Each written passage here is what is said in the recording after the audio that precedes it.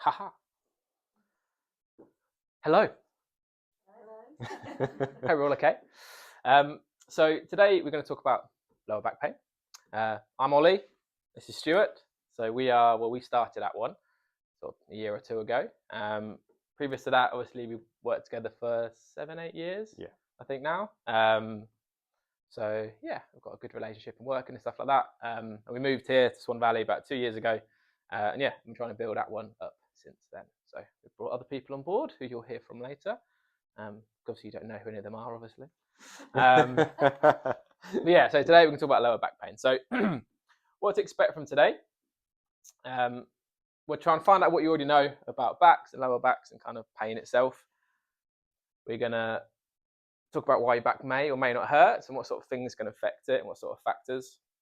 And then once we've kind of spoke about that broadly, we're going to focus down a bit onto what they call non-specific lower back pain, which is not a term we like, but we'll explain why. And then the journeys that someone might take to get out of pain and the typical journeys that we would see as therapists, and then from our perspective and then from a patient perspective as well, typical patterns, and then what sort of things you can do. So to start off with, who's had lower back problems in their lifetime? Good. I think everyone essentially has. So quick quiz to start, everyone. So 80% is true or false, by the way.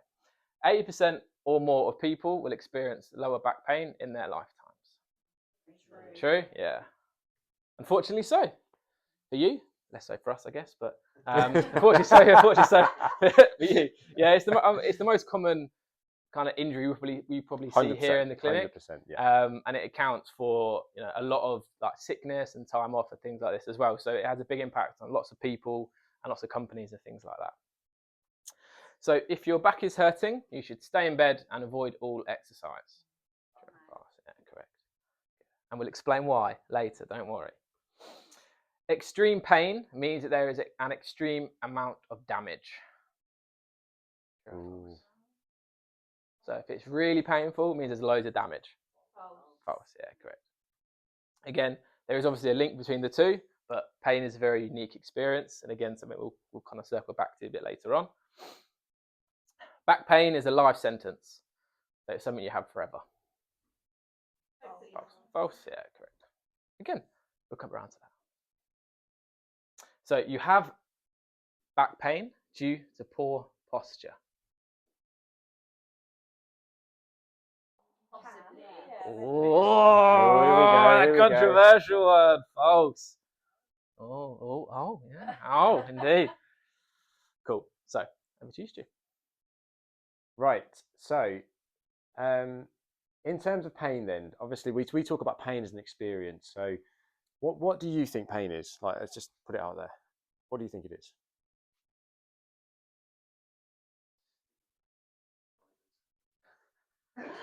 Don't ask the doctor. That's what I'm going straight to that. Straight to that. Okay. It's a negative psychological emotional experience. Absolutely, yeah. So I thought I'd put it out there. So like, Grant could do the slide for me. Yeah. Pain is an experience, and it is very, very unique to the individual. Okay, and obviously, like past beliefs, past experiences, they all matter. So, for example, you could have a rough, tough rugby player has a little cut on his forearm. Is it going to bother him? Probably not. You've got somebody who's never experienced anything like that. No, they just very, very sheltered life. Get a little cut on their forearm. They're just going to hone in on it, and guess who's going to report more pain? The latter, right? And it's essentially, it's all about damage or threat, stuff like that. So we liken pain to a burglar alarm. So just because your burglar alarm's going off, it doesn't mean you're being burgled, but there's the threat of being burgled there. So obviously you have to investigate and stuff like that. So pain is very, very unique to the individual.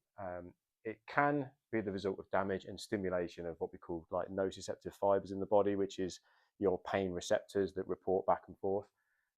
Or it can be just a general sense of threat in the brain. And the brain's like, I don't like this. I'm going to basically put the alarm bells on to make you change your behavior a little bit and obviously make you alerted to the problem. So yeah, Ollie, if you keep going down, mate. So there's lots and lots of pain theories out there. There's something called the pain gate theory. I won't get into that right now, but obviously that's something we'll talk about later. But it absolutely can be influenced by so many factors. So psychological, social, belief systems, physical trauma, or even past trauma can all influence how you experience pain. Anybody, any questions on that? Anybody? So, why does your back hurt? Back pain itself is very multifactorial. So, we are going to talk about one aspect in particular, but initially, just to give you a broad overview. So, many factors can affect it. So, if we look at the sort of mechanical and structural issues, you have an issue with the discs, which would be like a disc bulge or a herniation or something like this. And then you've got kind of the joints themselves between the vertebrae and how they interact. They can get inflamed and irritated. And then we have any acute injury. So if you have like a fall or you kind of fracture the vertebra, anything like that, that will obviously lead to some level of back pain. Obviously, that doesn't dictate necessarily exactly what will happen in terms of the future and stuff, but it's just potentially the way it was initially hurt. Again, looking at the pain science, that impacts a lot on how the damage may be and how you then perceive it in your brain. Other issues have inflammatory issues, then my favourite word in the world, ankylosing spondylitis, which I have absolutely butchered there. But yeah, that's an inflammation in the spine. It's like a narrowing in the space, basically where the spinal column sits. Sorry, the spinal cord sits. And then arthritis as well is naturally like an inflammatory condition in which, again, things will flare up and down. That's really normal and that's okay. It's important to know that it's okay. Lifestyle factors as well. So sleep is a massive one, particularly for pain, and how your levels of sleep can affect how you kind of feel and perceive pain and things like that. And obviously drugs and alcohol kind of would explain themselves in that sense of pain. And then diet, hydration. Hydration in particular for backs, particularly with disc issues, there's a significant kind of correlation between the two. If you're quite dehydrated, generally your back pain can be worsened, particularly, like I said, if it's a disc issue.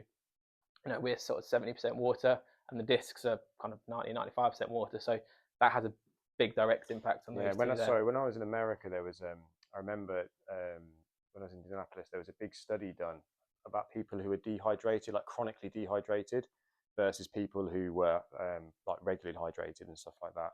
And the people who were dehydrated showed consistently that they were more sensitive to experience pain. So like they were the people that would report pain more than the hydrated individuals. And I can't remember the ins and outs of it, but it was a big thing that they were talking about at the time. And that was done on athletes. There was an athletic population, yeah. And that's where obviously hydration is very important. And for most things in life, you know, be hydrated. It's very important.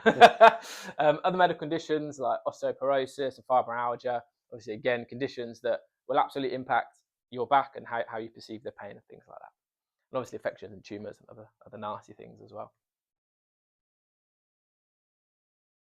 Yeah, non-specific low back pain. Ollie alluded to the fact earlier that obviously we're not a massive fan of that term, non-specific low back pain, because it's so broad and so vast. But in a nutshell, it's basically when you're not sure, you don't know, like obviously there's no sign of anything physical, like nothing showing up on a scan, nothing's like clinically coming up like it's like definitely this or definitely this. It's so you sort of scale it back and you go, right, okay, so it's what we sort of call non-specific. It's like a more broader outlook, and that's the sort of stuff that we want to look at today.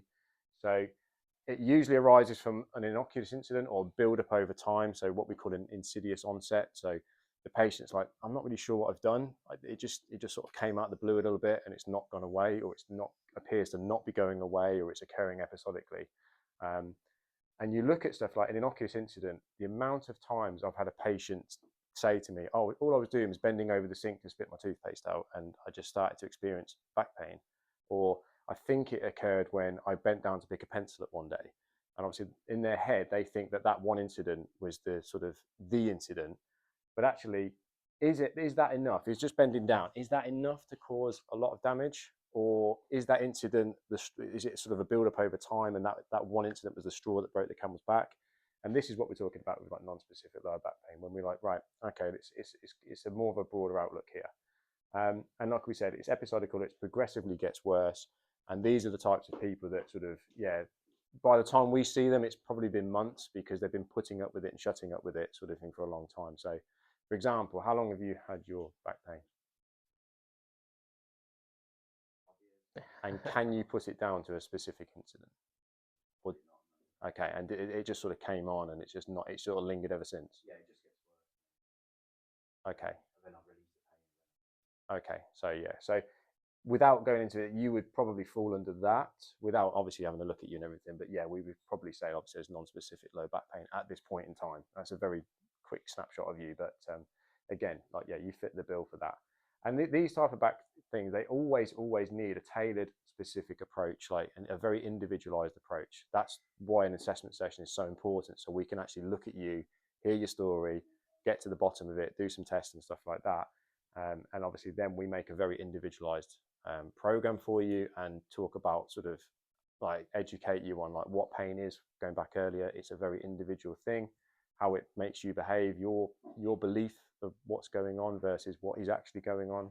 It has to, so you have to unravel all of that. So what I'm trying to say there is it's not a cookie cutter approach. It's not a one size fits all approach. The amount of people that have had back pain that come in as well and I said, oh, my friend said to try this, my other friend said to try this lady at work gave me a massage going to try that. And it's like those intentions might be honorable, but they're not individualized and they're not sort of getting to the root cause of what's going on.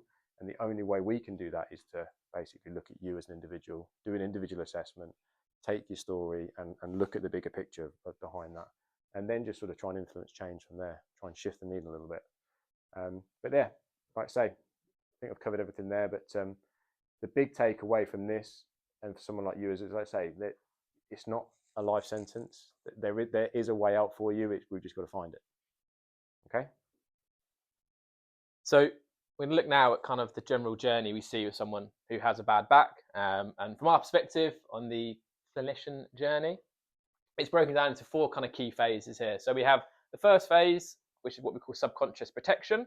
We will deep dive into all of these in a minute as well. But yeah, subconscious protection, which then becomes conscious protection, then to conscious non-protection, and then subconscious non-protection. Okay, so this is from our perspective.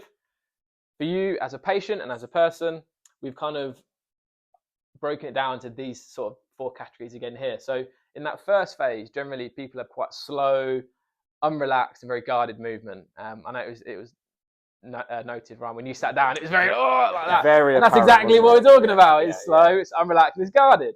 So once we have that, we then obviously look to make an influence at that point. Okay, and this is when we call it attempting thoughtful, relaxed movement. Okay, so we're trying to get you to understand that how you're currently working isn't possibly the best way for it.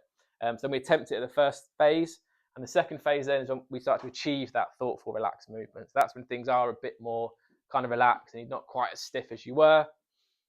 And then the final phase, which is where we're kind of over the pain as such, we call it thoughtless, fearless movement.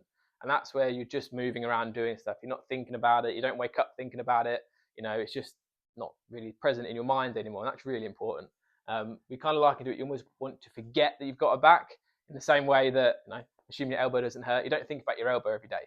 That's the kind of the point we want to get people to. Well, to get to that point, we know we've kind of done our jobs as therapists as well. Like I think Ollie just said it, the goal is always to have the patient no longer think about their back. They're not worrying about it, they're not thinking about it, and obviously they're just moving. It's a bit different for Grant, obviously saying no longer think about your leg because he does amputations. but for us, that's the goal. The goal is to forget that you've got a back, basically. Yeah. So if we break these down a bit more, so first one for you, Stu. Yeah, so this is essentially, so subconscious protection. So, for example, are you aware that you're moving sort of very robotically? Yeah, you are. Yeah. Okay, but obviously, like throughout the day, like everything you do, are you always aware of it? Yeah, I'm conscious, and then I have to roll in. Yeah. Okay. So basically, a lot of the time, patients are sort of stuck in this vicious cycle. So it's like, right, I'm in pain, so I'm going to try and not move my back. Okay, or I'm told when I sit down, I'm just going to do this and everything. And obviously, but the problem is you're in that vicious cycle. You're in pain because you're not moving, and you're not moving because you're in pain, and you're just stuck there. So again, my back must be weak or fragile. Have you ever thought that? No, you'd always thought like it's strong, but it's just obviously just hurting. Yeah, because I've always got to carry on and do what I need to. Yeah, just crack on is the mantra for you guys, isn't it? But like I say, you're like what we call military population, so it's slightly different. But again, like these are the things that often we see in that very first session. Someone's catastrophizing their pain. They're like, oh, this is the end of the world. I'm no longer going to be able to play football, or my job, I'm going to have to change my job, or never going to be able to pick my kids up, all that sort of stuff. And you just, I see that they're stuck in a very, very negative cycle. And obviously that's a belief system issue that we have to change, as well as looking at the physical issue at hand that we're going to have to like change and stuff. And it's just unraveling that. But yeah, just grouping someone into this, it's really powerful, because it's like, right now, like you're moving very, very differently, and it's trying to make you aware of that. Actually, there's probably a better strategy that you're using that could be used to actually start basically moving you forward and stuff. Or it could be that the sort of the fact that their nervous system's so dialed up, it's just everything's just so like on and tight. Yeah, the muscles are being sort of stimulated so much that it's preventing relaxed movement. And there's a strategy for that as well. So it's just unraveling the patient in front of you and going, right, where can we shift the needle the most and get the biggest sort of inroads today? Then the next phase is the conscious protection phase, and this is generally the kind of first time we would see someone. So we've obviously had all the thought processes from the previous slide, and they've thought, right, I need to do something about this now, or their wife tells them they need to do something about it because they've had enough of them moaning about it. So in that first session, a lot of it is about education and trying to get people to understand the problem as such that they're facing, and some of the things they can be doing about it as well. And it's important that it's a positive experience as well, because sometimes people have been to different therapists, different therapies, tried different things and all this different stuff, and you get lots of contrasting information. So our job at that point is just to educate the person and say, look, this is how we view it, and this is how we think you can get out of that kind of your current position of pain. And part of that is looking at goals and dream outcomes and things like this, and making sure that where you are isn't where you need to stay. There is somewhere that you can get to, and a lot of the time that helps in itself, because people go, actually, you know what, I miss doing X, Y, Z. I miss playing football. I miss playing with the kids in the garden or doing the gardening. And it's that trying to get that thought process going and say, do you know what, maybe I could do that again. And that's really powerful as well. And then obviously it's understanding the journey, potentially a long one, depending on kind of where they're at. But the most important thing is there is work that needs to be done by the person, and they're going to have to put some effort in. A lot of the time, you might see us once a week, once every fortnight, once a month, whatever it is. And our job is just to guide you in the times that you're kind of not with us as such. In the hour you see us, it's about all the other hours in the day, hours in the week, hours in the month. And that's really where people make the biggest inroads into their pain and their discomfort. And we're essentially a sat nav in that point, saying, look, this is what you should be doing. If you do it, you're going to get better. If you don't, then you might be stuck where you are. So it's a case of trying to get that conversation understanding in place, so then people then can then start looking after themselves. And being reassured is very important as well, because that, again, there's lots of studies on the reassurance, and that alone can sometimes be enough to just get someone moving again, particularly if they're very fearful of movement and they don't want to do stuff.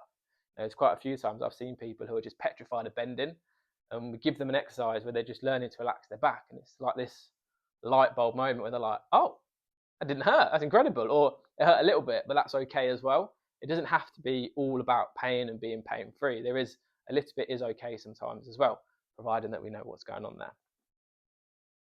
I think, Ollie, if you just go back to that slide as well, like, so the difference, a dream outcome is like the end goal. That's the end goal. Like, so you zoom out and I go, right, so I feel like I'm picking on you right now, but so a dream goal, I'm assuming, could be tabbing pain-free, right? That could be, oh, well, I want to be able to be a paratrooper, I want to be able to do my job pain-free. Okay, but setting goals is like sometimes just going after the quick wins to begin with to get the patient on board. So give me 3 things right now, like in your day-to-day, that you would like to do that you struggle with. So probably bending. Yeah, bending. Yeah. Gate's really small. That's so used to. Okay. Small gate. Yeah.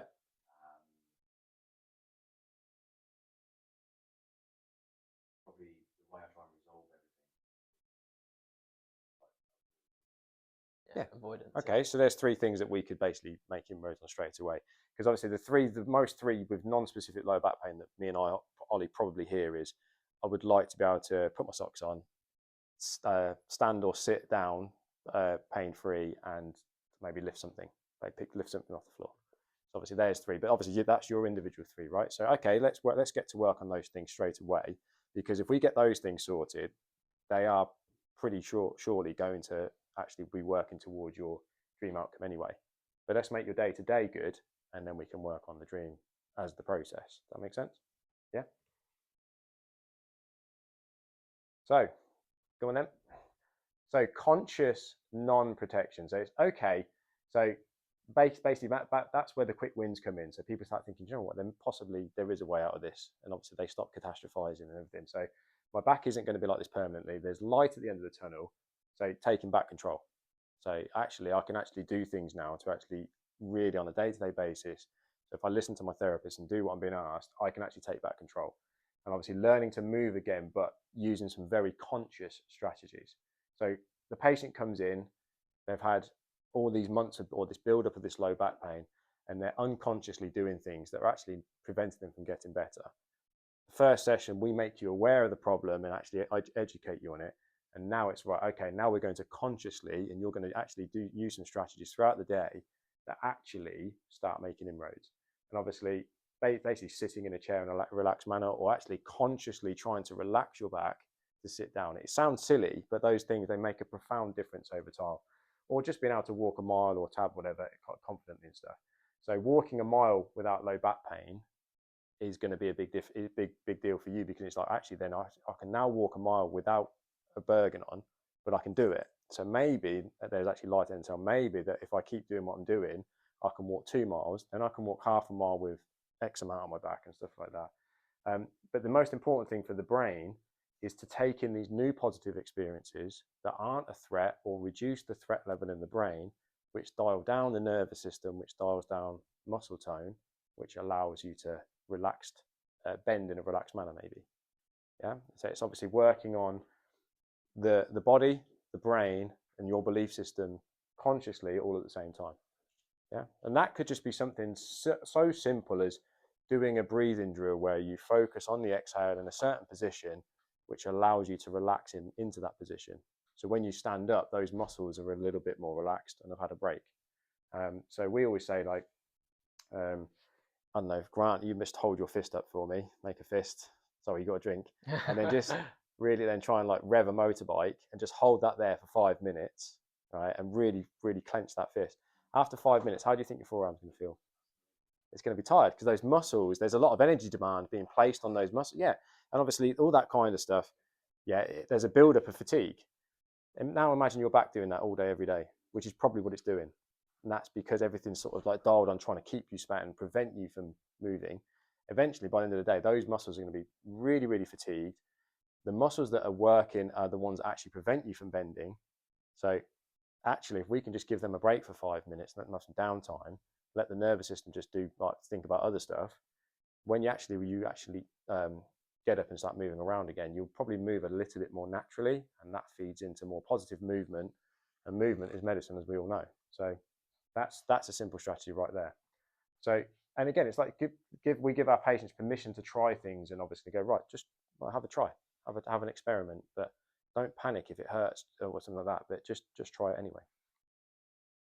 This is now Stuart's favourite slide. Oh God. Now we're cooking. I told you it'd go down well. Yeah, so obviously, as Stuart said there, you've achieved a lot of things now. Like I say, you can bend, you can move, you can do stuff again, okay? So the final phase really is that subconscious non-protection, where at the minute it's quite, you have to think about making sure your back's relaxed and you're breathing as you move and things like that. And then it just becomes part of life again, okay? So at this point, you just don't think about it day to day. You just go back, you just enjoy life, and you return to that instinctive, natural pattern of movement where, like I said, you are allowed to bend and move, and you've completely moved away from that robotic pattern you were using before. And you don't need to feel like you protect your back anymore. You just do stuff, and you just pick stuff up, and you try new things, and all that stuff is really, really powerful. And you just push those boundaries and make sure that you do what you want to do, not what your back is allowing you to do as such. And then conversely, some of those previous painful positions become quite therapeutic, because you knew you couldn't touch your toes, and now all of a sudden it's an exercise that you go, I can touch my toes. And it's a nice feeling. It's a reminder that actually you've come a long way and your back is actually really strong. And again, we come back to that fearless, thoughtless movement. You've regained that, and it's just keep that now. And that's really, really powerful and really important. And then you realise your back's strong, it's capable, you can move, and you absolutely should move as well. As Stuart said, movement is medicine. Or motion is lotion. I've heard it also noted before as well. Yeah, it's all good. It's just you've got to keep moving and keep doing stuff. Right, here we go then. So a typical pattern that we see in somebody with non-specific lower back pain, right? So this is the goal with our patients. So this blue zone is like everybody in there. All the muscles are completely relaxed. There's no sort of imbalances. This patient can sort of shift. They can move. They can bend. They can twist. Okay, and obviously they're in a very, very natural position. That's somebody who's in what we call that fearless, thoughtless movement stage. And it's obviously, we talked about earlier, so it's not always the case, because I know I sit definitely in here, but I don't really tend to experience low back pain. So that's what that quiz question we alluded to earlier, like posture, does it have a direct relation to low back pain? Not in a way, but in other ways, if somebody's basically in a position where they're so tight and they're so restricted, and then they have these belief patterns and the nervous system's a bit concerned and all that jazz. Okay, so I would imagine this is somewhere where you are, right? Yeah, so example, like say we're looking at your hip flexors, short and tight or short and tighter, yeah? Yeah, you mentioned your hip flexors earlier, didn't you? Lower back muscles, which are basically really, really engaged and really sort of, you're so protective, you're so protective of your lower back that you can't actually allow them to lengthen so you can bend. Because those muscles, if they're just on all the time, they're actually preventing you from bending. Whereas if they can let go, you can bend and you can rotate and stuff. So this is obviously something that we see a lot. But yeah, we could dive into this all day, couldn't we, and stuff. But yeah, that's sort of what we see is why me and Ollie always say, for most people with back pain, your abs and your hamstrings are your best friend. So you need to treat them nicely. Okay, and obviously we need to, because they oppose these muscles. So if we can work these muscles, it will get these muscles to slowly let go, as well as other strategies and stuff. But it's always quite weird. Just mentioned about posture as well. You sometimes see people who actually have like a really bad back actually have perfect posture in that kind of textbook way, because they're trying to hold themselves like this all the time. But it just feeds the same pattern. As soon as you do this with your ribs and elevate everything, it's your lower back that's having to squeeze even more to pull you into that position. So again, it's always an interesting when you see that. They're kind of, yeah, but I've been told I've got really good posture. It's like, well, yeah, possibly, but it's actually causing you a problem rather than being the helpful friend that you think it is. And with sitting in chairs as well, I always tend to say to people that they want to sit in the chair. You're not trying to beat a chair. Like, you just relax. You don't have to be upright when you relax. Just sit down. Yeah, I think the common problem with posture is this perception that there's this static position that you should be in. Whereas actually the body's designed to move, and obviously and have movement options. We call it movement variability. But you're absolutely fine to slouch. Okay, as long as you just don't stay there all day. You're absolutely fine to stay in the perfect posture, as long as you don't lock yourself into that position all day. Allow the body to explore motions and do what it wants, basically. So just again, kind of following on from that previous slide, when we talk about the guarding, and that's this kind of squeezing of the back muscles all the time, and it comes at a cost, unfortunately, because you then lose that skill or ability to be able to relax and bend the back and sort of, as you to let go, and that's really important. Like, if you can't overcome that, then it's going to just keep kind of tunneling down that pathway, and it changes a lot of your normal behavior patterns, and they become your kind of standard patterns. And there's a very high energy demand as well. So again, if you've had significant pain and serious pain and stuff like that, you tend to feel quite tired and fatigued, in particular the back. It's because the muscles are constantly working. The example about squeezing your fist, they're big muscles. They require a lot of energy and a lot of demand as well. So if you've got pain, you don't sleep, so you don't recover, and your back's working all day, so it doesn't recover. It's a cycle that just kind of falls down. So we call it that cost of guarding. And it just robs you of movement, confidence and speed. They're things that everyone wants and everyone needs. And we're not talking about, like running in a straight line, just about to bend and just bend down rather than being like, ooh, everything's really slow. Yep. So that movement, confidence and speed is basically, we see slow movement, low confidence, low speed. So somebody's sitting down, they're just like, it's very slow getting there. They're not confident, have been able to bend their back, and obviously the speed is really slow. So what we want is basically the absolutely flip reverse that by the end of the patient journey. Yeah.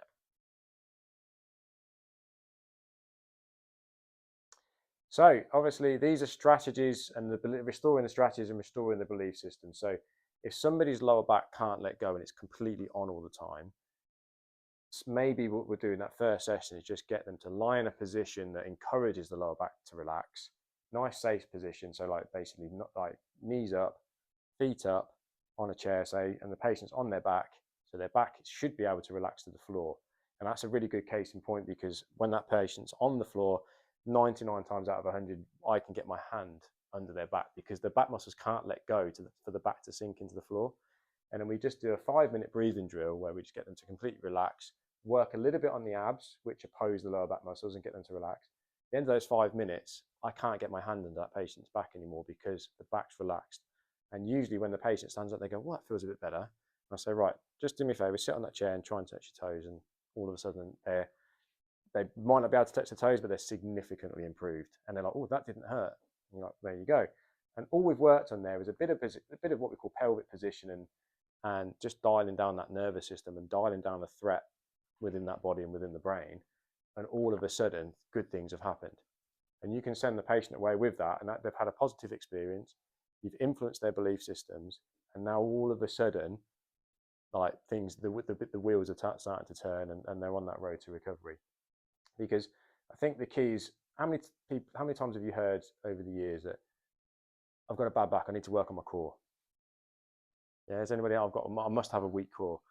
But again, we see a lot of patients whose cores are bloody strong, but they still have a bad back. And it's just a case of, okay, so your core is strong, it can't be that. There's not a timing issue with the core either. It's contracting as and when it should be. It's just the fact that you're just so like dialed in, you can't let go of your lower back muscles. So obviously then what we don't need to do is give them more core work to do. We actually need to get them to do more of this. And that has a profound effect on somebody. Whereas obviously if you have a patient comes in and their core is obviously weak, or it's not contracting as it should at the times it should, then obviously you do need to work on that. And that's the whole individual approach thing that we keep talking about. But absolutely, movement is medicine. The goal is always to get the patient to move, and move better and move well.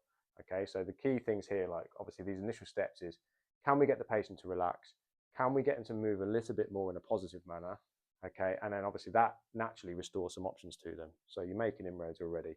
And like I alluded to earlier, the goal is always to have a positive shift of that needle with regards to pain, relaxation, and movement. So how do we put it all together? So obviously we've spoken a lot. There's a lot of information chucked at you, so apologies. So our kind of take-home points for you really would be that your lower back pain isn't a life sentence, and no matter what you've been told. But there's lots of things you could be doing. And it's not to say that you can cure every single back in the world, because that's obviously not realistic.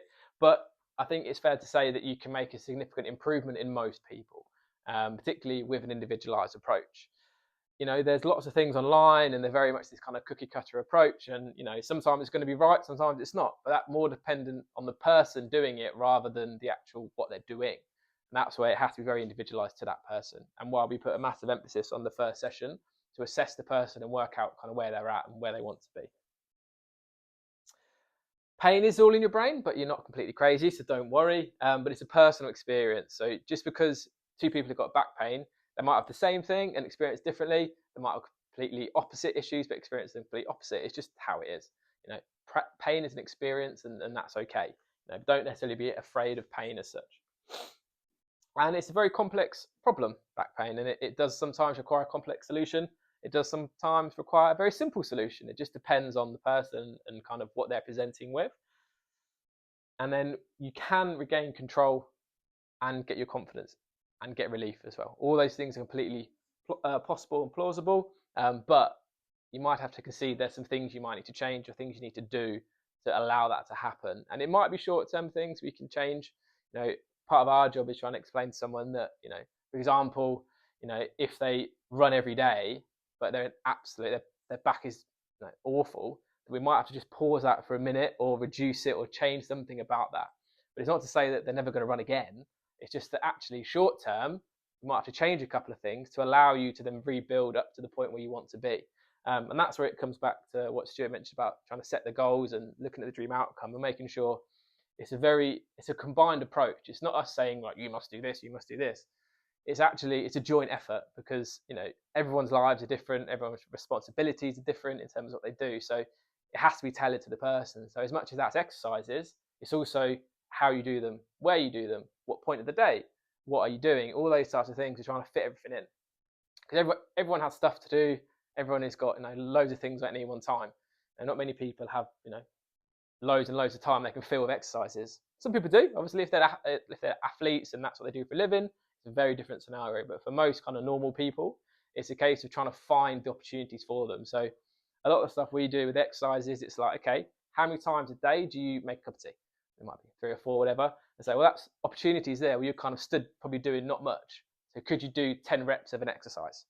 That's when you go, oh yeah, well, I could probably do that. And it's like, yeah, perfect. So you start doing that, and then you get that snowball building, you get the ball rolling, and then we can make more inroads and more inroads and more inroads.